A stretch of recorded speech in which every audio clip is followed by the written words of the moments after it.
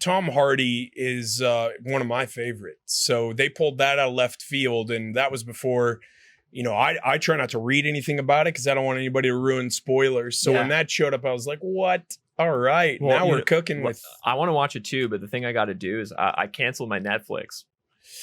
So I tried to pare down my subscription, so I have to get Netflix back, or I have to borrow someone's, but now they're putting a stop to that. Yes, they are putting a stop to that. Or you could just get, since you went to the London school, just get a BBC feed, because that's where Peaky Blinders came out. Right. It was out 6 months ago. Oh, and then Netflix had a deal to wait.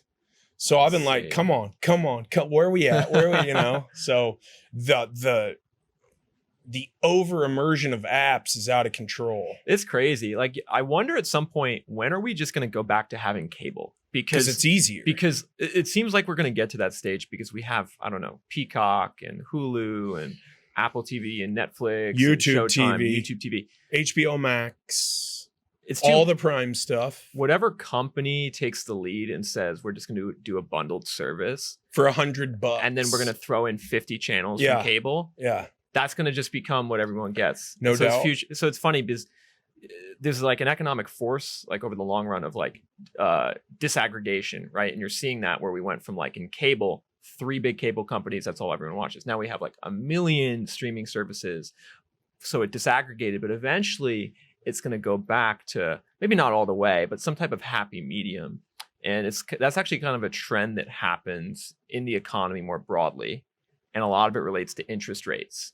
When interest rates get low, like they've been over the last 15 years due to the Federal Reserve, doing quantitative easing and printing money, it makes it very easy for any new company to, like, get into a new space, which is why you then have all these competitors. But now that we're entering like a higher inflation, higher interest rate scenario, that's basically going to eliminate all the companies that aren't profitable. And then the ones that are going to buy the ones that get eliminated. And so then that's how you move back more towards having only a couple players instead of all the players. So everyone's kind of pushing their chips to the middle because it's an arms race to see who can get there first. Yes. Like King of the Mountain, and whoever does takes the whole mountain, right. type deal. Like, let's lose money.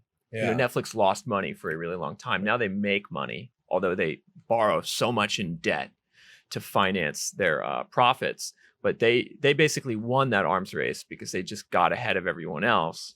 So you're right. And I think a lot of these other streaming apps, and you could make this comparison with like tech companies or even real estate companies, right? Like you have Zillow, you have Redfin, you have Open Door, you have all of these tech startups.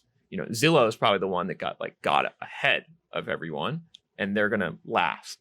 Some of these other real estate tech companies, who knows if they can survive the current economic environment. So it's interesting how it's like a broader trend. You could see it in something like streaming apps. You can see it in something like real estate.